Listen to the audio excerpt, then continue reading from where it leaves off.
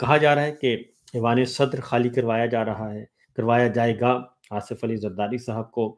بھیجا جائے گا، یہاں سے روانہ کر دیا جائے گا، اور فیلڈ مارشل جو ہیں وہ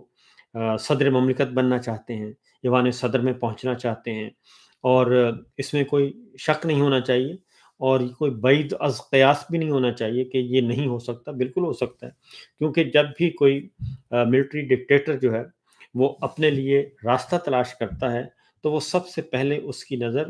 وہ ایوان صدر ہوتی ہے۔ وہ وزیر اعظم کبھی بھی آپ نے دیکھا ہوگا کہ کبھی بھی کوئی بھی ڈکٹیٹر وزیر اعظم نہیں بنا، اور چونکہ وزیر اعظم ایک منتخب طریقہ کار ہے، وزیر اعظم نہیں بنتے بلکہ ایوان صدر پہ سیدھا ایوان صدر کی طرف جنرل ایوب خان، صدر جنرل ایوب خان تھے، یحییٰ خان صدر بھی تھے، چیف مارشل بھی، سارا کچھ تھے، اور اس کے بعد آپ کے آتے ہیں جی ضیاء صاحب، صدر جنرل محمد ضیاء الحق، پھر پرویز مشرف صاحب، صدر جنرل پرویز مشرف صاحب، یعنی سب سے پہلے وہ ایوان صدر پہ ان کی نظر ہوتی ہے، اور جب پھر ایک دفعہ ایوان صدر میں چلے جائیں تو پھر وہاں سے نکلنے کی جو ہے ان کی دل نہیں کر رہا، تو لہٰذا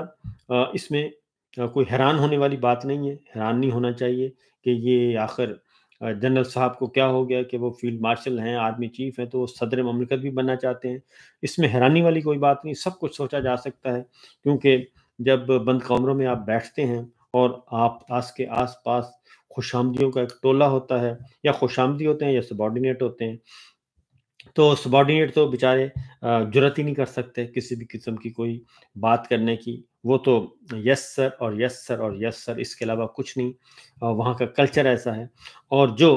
یس سر کے بجائے کوئی کراس کوشچن کر لے گا اور اس کے بعد پھر وہ اپنی سیٹ پہ نہیں رہتا، اس پہ نشان لگا دیا جاتا ہے، تو یہ ہر جگہ ہی ہے۔ تو بہرحال اس وقت سچویشن یہ ہے کہ جو ترامیم کا پیکج سامنے آیا ہے اور آ رہا ہے، وہ اس کے بعد یقیناً تھر تھر ٹانگیں کانپ رہی ہیں، کس کی؟ عمران خان صاحب کی نہیں، ان کی نہیں، اور اپوزیشن کی بھی نہیں، کیونکہ وہ تو اپوزیشن میں بیٹھے ہیں، عمران خان صاحب جیل میں ہیں، ایک حکومت ان کے پاس ہے نہیں، اقتدار ان کے پاس نہیں ہے، ٹانگیں کس کی کانپ رہی ہیں؟ حکمرانوں کی، اور خاص طور پہ سب سے زیادہ کیونکہ نون لیگ اور شریف فیملی، ان سب کی ٹانگیں کانپ رہی ہیں، اور اب جو گرم ہوا ہے، گرم ہواؤں کا رخ ہے، وہ الٹیمیٹلی انہی کی طرف جانا ہے، کیونکہ عمران خان صاحب تو بیٹھے ہیں جی سائڈ پہ، ان کا الیکشن چوری ہو گیا، مینڈیٹ چوری ہو گیا، وہ تو جیل میں ہیں، اور وہ تو آرام سے دیکھ رہے ہیں، انتظار کر رہے ہیں، ویٹ اینڈ سی، اور اپنی تگ و دو کر رہے ہیں۔ اب باری ہے ان کی، کیونکہ کہا یہ جاتا ہے، خاص طور پہ جب سے آئے ہیں وائٹ ہاؤس سے ہو کے، ظہرانہ لنچ کھا کے، کھانا کھا کے آئے ہیں صدر ٹرمپ کے ساتھ، اس کے بعد جو ہے وہ طبیعت کافی کہتے ہیں کہ بے چین ہے، اور اب کچھ زیادہ ہونا چاہیے، اور اگلی ملاقات اگر ہوتی ہے تو اس میں جنرل صاحب جو ہیں وہ فیلڈ مارشل بن گئے ہیں، آرمی چیف بن گئے ہیں، تو صدر بھی بن جائیں تو کوئی حرج نہیں ہے، اور یا پھر ان کا کوئی ایسا کردار کیا جائے کہ ان کو مکمل طور پر آئینی تحفظ حاصل ہو جائے، اور وہ پھر تاحیات جو ہیں وہ اس عہدے پر براجمان رہیں۔ اصل مسئلہ یہ ہے، کیونکہ جب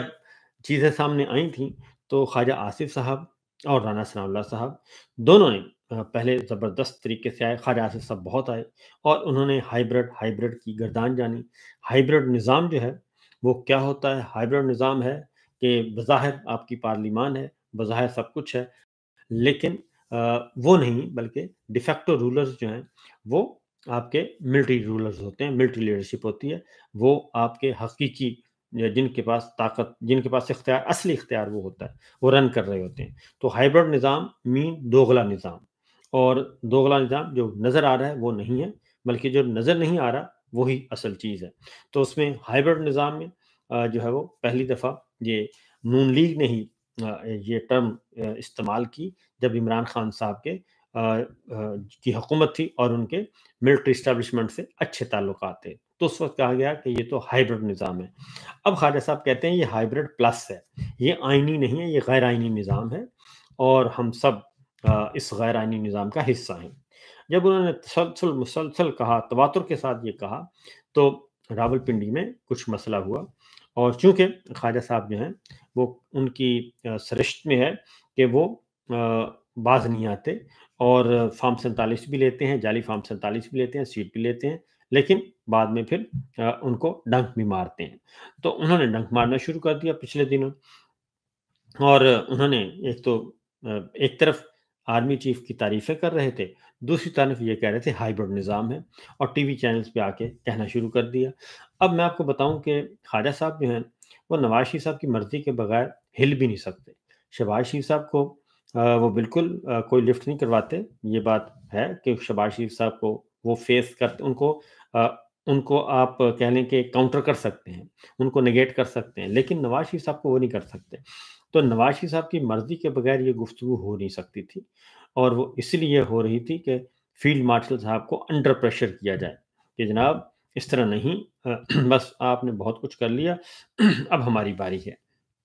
تو یہ ہو نہیں سکتا تھا کیونکہ یہ مل کے کھیلتے ہیں، اور 4 لوگ گالیاں دیتے ہیں اور 4 لوگ جو ہیں وہ ڈائلاگ کر رہے ہوتے ہیں۔ مریم صاحبہ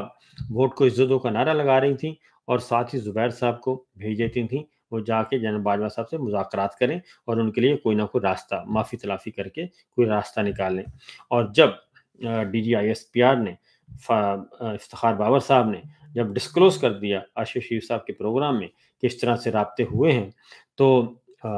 جناب زبیر صاحب نے پوچھا مریم صاحبہ سے کہ جناب اب تو باتیں کھل گئی ہیں، اب بتائیں میں کیا کروں؟ تو مریم صاحبہ نے کہا کہ آپ نا کہہ دیں کہ ہمارا نام نہیں آنا چاہیے کہ ہم نے آپ کو بھیجا تھا، آپ اپنے طور پہ جو کہنا ہے کہہ دیں، یعنی کہ درمیان میں سے نکل گئے پتلی گلی سے۔ تو یہ کرتے ہیں اس طرح۔ اور اسی طریقے سے لندن میں نواز شریف صاحب جو ہیں وہ جنرل باجوہ اور جنرل فیض کو گالیاں دے رہے تھے، اور ادھر ان کے ساتھ جو ہیں ڈگی میں، چھوٹے بھائی ڈگی میں بیٹھ کے لینڈ کروزر میں ملک احمد خان صاحب کی وہ باجوہ صاحب سے ملاقاتیں کر رہے تھے۔ تو یہ اسی طرح ہی ہوتا ہے۔ اسی طریقے سے 99 میں بھی ایک طرف احتجاج ہو رہا تھا، بیگم کلثوم نواز صاحبہ کی گاڑی کو اٹھایا جا رہا تھا کرین سے، اور دوسری جانب جنرل پرویز مشرف صاحب سے مذاکرات ہو رہے تھے، اور جدہ کی فلائٹ تیار ہو رہی تھی اور سامان پیک ہو رہا تھا رائے وینڈ میں۔ تو یہ ہوتا ہے، تو اس لیے یہ ممکن نہیں تھا کہ خواجہ صاحب جو ہیں وہ یہ کام نہ کریں۔ مقصد یہ تھا کہ فیلڈ مارشل جنرل آصف منی صاحب کو ذرا پریشرائز کرنا، اور ان کو ان کی زمین سے، ان کی ٹانگوں کے نیچے سے زمین ذرا کھسکانی، یہ تھا مسئلہ، یہ اسٹریٹجی ہوتی ہے۔ تو بہرحال یہ سارا کچھ ہو گیا، تو جب یہ چیزیں زیادہ آئیں تو پھر رانا صاحب نے بھی اپنا حصہ ڈال دیا۔ اب رانا ثناء اللہ صاحب بھی ان کی مرضی کے بغیر ہل نہیں سکتے، تو لہٰذا جب یہ ہوا تو پھر جنرل صاحب ذرا تھوڑے سے خفا ہوئے، تھوڑے سے نہیں بلکہ کافی خفا ہوئے۔ پھر حنیف عباسی صاحب کو میدان میں اتارا گیا کہ وہ جا کے کاؤنٹر کریں۔ پھر فیصل واڈا صاحب آئے، اور فیصل واڈا صاحب بھی وہی بات کر رہے ہیں کہ میاں سب کچھ جنرل صاحب کے پاس ہے، سب کچھ آرمی چیف چلا رہے ہیں، اور معیشت، معاشرت، عدالت، وکالت، صحافت، خارجہ امور سب کچھ چلا رہے ہیں۔ تو یہی بات خواجہ صاحب نے کہہ دی۔ تو اب جی رانا ثناء اللہ صاحب نے کل پھر رانا صاحب نے بھی وضاحت کی، اب آہستہ آہستہ واپس آ رہے ہیں کہ نہیں جناب، جو ہائیبرڈ نظام اس کو نہیں کہنا چاہیے، کیونکہ ہائیبرڈ نظام تو ہوتا ہے دوغلا نظام، تو بھئی وہ دوغلا نظام ہی تو ہے یہ، اور کیا ہے۔ تو اس لیے پھر انہوں نے کہا کہ یہ بڑی آئیڈیل سچویشن ہے۔ پھر محسن نقوی صاحب تشریف لائے، کیونکہ محسن نقوی صاحب جو ہیں آپ کو معلوم ہے کہ فیملی ممبرز ہیں، فیملی فرینڈ ہیں، فیملی ممبر ہیں جنرل صاحب کے۔ تو پھر انہوں نے آ کے کاؤنٹر کیا کہ بہت سارے لوگوں کے پیٹ میں درد ہو رہی ہے کہ ہم سب اکٹھے کیوں چل رہے ہیں، اور یہ اس وقت اسٹیبلشمنٹ یہ ایک ہے، فوج بھی ایک ہے، اور سیاستدان بھی ایک ہیں۔ تو پھر انہوں نے بھی کہا، تو بہرحال یہ اب معافیا تلافیاں مانگی جا رہی ہیں، کیونکہ جنید سلیم صاحب نے سن رہا تھا میں، تو وہ کہہ رہے ہیں کہ دونوں کے استعفے مانگے گئے ہیں۔ تو میرا خیال ہے کہ تڑیاں دب کے شک پہ لگائے ہوں گے، اور دیکھتے ہیں کہ کیا ہوتا ہے، اور اگر ان سے استعفے مانگے جاتے ہیں تو پھر معاملہ ذرا تھوڑا سا پھر اور ہوگا، پھر صرف استعفے تک نہیں رہے گا۔ بہرحال اب آتے ہیں جی مین خبر کی طرف، اور مین خبر جو ہے وہ ہے 27ویں ترمیم، کیونکہ 27ویں ترمیم جو ہے 26ویں ترمیم ہو گئی، اور 26ویں ترمیم جو ہے وہ ہضم ہو چکی ہے، وہ ہضم کر لی گئی ہے، کیونکہ 26 ترمیم کے بعد پہلے وکلا نے احتجاج کا اعلان کیا تھا، لیکن آج تک وہ وکلا تحریک نہیں شروع ہو سکی، اور وکلا کے اندر بھی वकला तंजीमों में भी इख्तलाफात हैं, और वहाँ पे ग्रांट्स के नाम पे पैसे भी लगाए जा रहे हैं, और करोड़ों रुपए की ग्रांट्स दी जा रही हैं, चेक दिए जा रहे हैं, और उनको इंसेंटिव दिए जा रहे हैं, उनको टैक्सों में छूट दी जा रही है, उनकी हाउसिंग सोसाइटियों को ओन किया जा रहा है, और इस तरह से सब कुछ किया जा रहा है, परमिट, प्लॉट, पैसा सब कुछ चल रहा है। तो लिहाज़ा वो अभी तक तहरीक जो है शुरू नहीं हो सकी 26वीं गैर आइनी तरमीम के खिलाफ भी। तो हो जाता है, कन्वेंशन हो जाता है वकला का, दब का शिकवा लगा देते हैं, और उसके बाद खामोशी से चले जाते हैं घर समोसे-शमोसे खा के। तो अब 26वीं तरमीम हो गई, कौम ने बर्दाश्त कर ली, और कोई चूँ-चराँ नहीं हुई, और हुकूमत ने भी ताबेदारी कबूल कर ली, तो फिर एक और तरमीम कर दी जाए, 27वीं तरमीम। और ये जो 2 तिहाई अक्सरियत का मामला है, ये भी उसी का शाखसाना है कि उनको हर सूरत में 2 तिहाई अक्सरियत देना थी। लिहाज़ा ये फ़ैसला आ चुका है, और अब ये मखसूस नशिस्तें उनके हवाले करके एक है जी, कंवर दिलशाद साहब हैं, उन्होंने भी इस सारी सिचुएशन को बिल्कुल बयान करके रख दिया है। एजाज़ सैयद साहब भी दे रहे हैं, और हामिद मीर साहब उनको नेगेट कर रहे हैं। वो कहते हैं ये सारा मज़ाक चल रहा है, इस तरह का मज़ाक नहीं होना चाहिए, किसी अफ़वाह को ख़बर नहीं बनाना चाहिए। तो एक गरमा-गरम बहस चल रही है, लेकिन मैं ये कहता हूँ कि ख़बर तो ख़बर होती है, और वो अफ़वाह की सूरत में आए, या ज़राए से आए, या फिर एक सजेस्टिव स्टोरी के तौर पे ख़बर, बहरहाल ख़बर होती है, और हर ख़बर का कोई ना कोई मकसद होता है। उसके पीछे कुछ दिमाग काम कर रहे होते हैं। तो लिहाज़ा जी, वो कहते हैं, ये इसमें उन्होंने काफ़ी कुछ बयान कर दिया है, और फिर ये ख़बरें जब दी जाती हैं तो ज़रा आवाम की पल्स चेक की जाती है, ज़रा कि लोग कैसे राय आमा हमवार करना, ज़हन साज़ी करना, और लोगों को बताना, आहिस्ता-आहिस्ता डोज़ दी जाती है कि अब ये भी हो सकता है। अगर वो देखें कि रद्द-ए-अमल कोई नहीं आ रहा, और सब कुछ चीज़ें कंट्रोल में हैं, और भड़ास निकाल ली है, तकरीरें-शकरीरें करके बात ख़त्म, फिर आगे बढ़ते हैं। तो इसमें जी, फैसले के बाद कौमी असम्बली में पार्टी पोजीशन जो है वो तब्दील हो चुकी है। पीपल्स पार्टी को कुछ नहीं मिला वैसे, और पीपल्स पार्टी को मिल भी क्या, पीपल्स पार्टी इस वक़्त पी टीम है, बी टीम भी नहीं है, सी टीम है। उसको सी टीम का दर्जा दिया हुआ है। इस वक़्त ए टीम जो है वो मरीम साहिबा उसको लीड कर रही हैं, शहबाज शरीफ साहब नहीं, मरीम साहिबा लीड कर रही हैं, और ये बात ज़हन में बड़ा क्लियरली रखिएगा जी। और जनरल साहब हैं, तो ये जनरल साहब का और ये दोबारा से शरीफ फैमिली का कॉम्बिनेशन चल रहा है। उस वक़्त जनरल ज़िया साहब थे, और नवाज़ शरीफ साहब और मियाँ शरीफ साहब थे। इस वक़्त जनरल आसिम मुनीर साहब हैं, और नवाज़ शरीफ साहब पीछे बैठे हैं, और मरीम साहबा आगे हैं, और आगे इनको लेके आना है।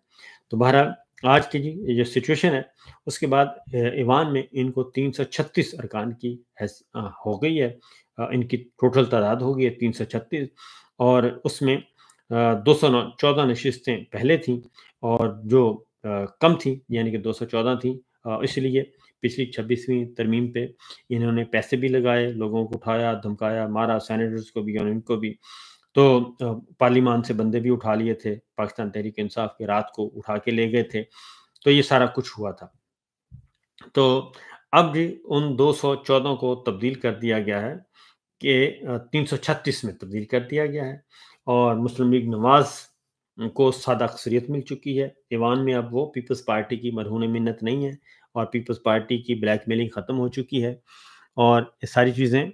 हो रही हैं जी। और उसके बाद है जी 236 नंबर्स इनके पास हैं। अब जब 236 हैं, 224 चाहिए थे, तो अब मसला कोई नहीं है। 2 तिहाई अक्सरियत बिल्कुल खुली-डुली मौजूद है। अब कोई बंदा उठाने की ज़रूरत पेश नहीं आएगी, बंदे उनके पूरे हो गए हैं। तो अब आते हैं जी,